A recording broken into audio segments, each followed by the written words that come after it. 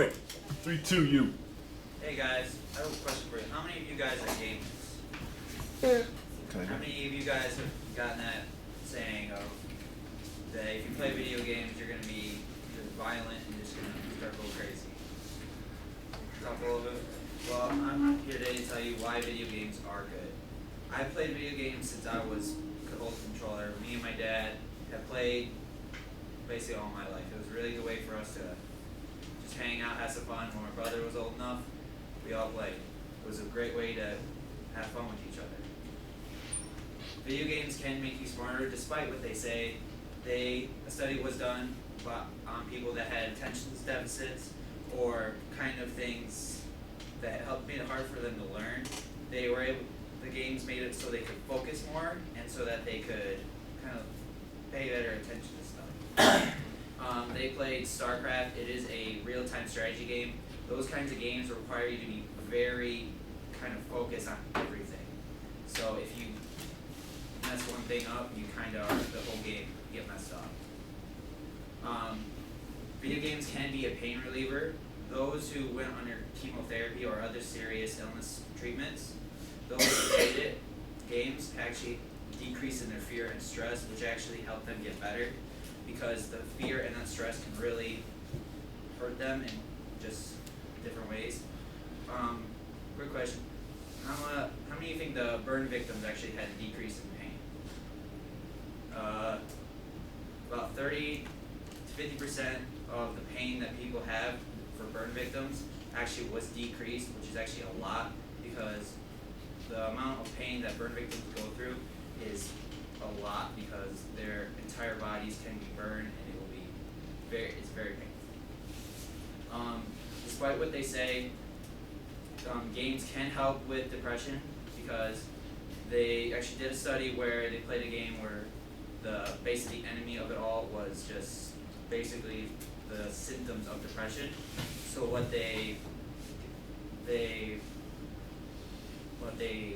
did was kids that played it had depression, and they learned about 50% of them learned to deal with the depression, while some did not.